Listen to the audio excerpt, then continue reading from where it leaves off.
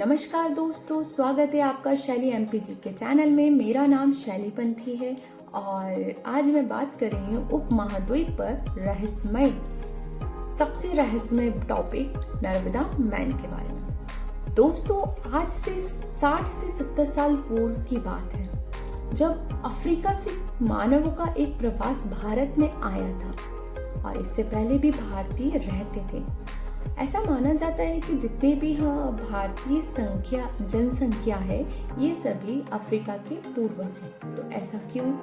दरअसल हुआ ये था, आज से 60 से 70 साल वर्ष पूर्व जब अफ्रीका से मानव का प्रवास हुआ और इससे पहले भी भारत में मानव रहते थे, इन दोनों के बीच संघर्ष हुआ और उस संघर्ष में अफ्रीका के लोग विजेता हुए थे।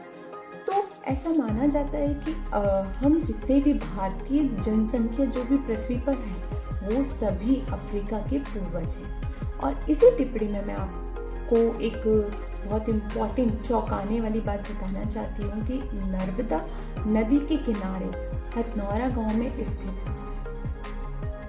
एक टॉपिक है।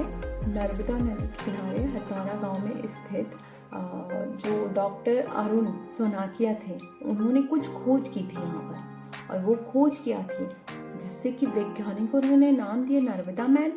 तो नर्मदा मैन नाम क्यों दिया, उसके बारे में आज हम डिस्कस करेंगे। दरअसल हुआ क्या था कि हथनौरा गांव में डॉक्टर अरुण सोनाकिया जब गए थे खोज के लिए, तो वहाँ के लोगों ने उन्हें बताया कि यहाँ से नर्मदा नदी के किनारे कई प्रकार की हमें कंकाल, हड्डियाँ, जानवरों के शव और जीवाशय मिलते रहते हैं।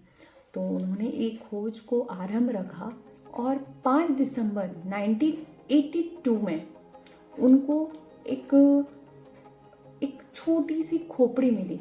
मतलब कि एक मानव से कंपेयर करें उस खोपड़ी को, तो वो छोटी खोपड़ी थी।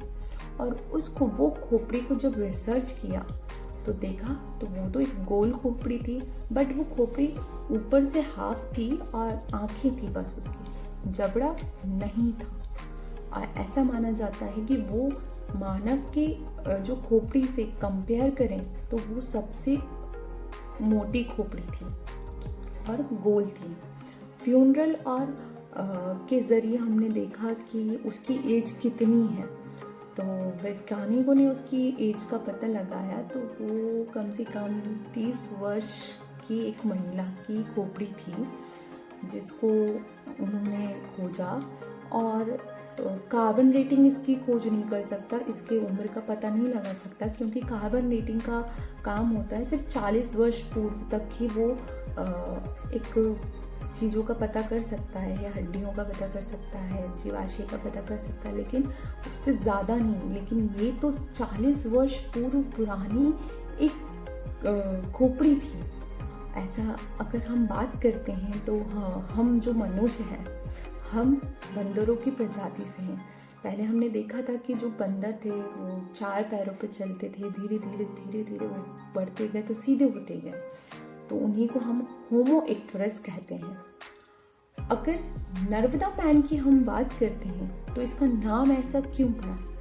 दरअसल 5 दिसंबर 1982 में जब हमें एक खोपड़ी मिली, खोज में खोपड़ी मिली जो अरुण सोनाकी जी ने किया था वो खोज, तो उससे ये पता लगा कि हमें कि ये बहुत लाखों वर्ष पुरानी खोपड़ी है।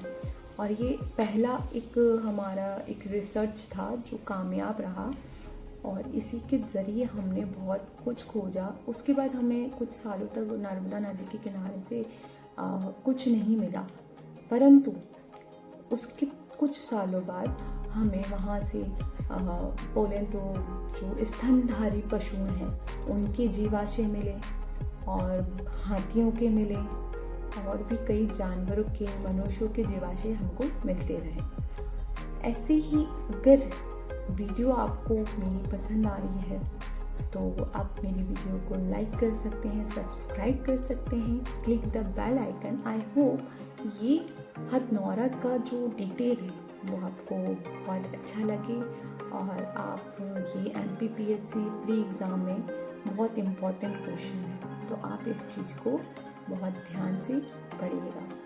धन्यवाद।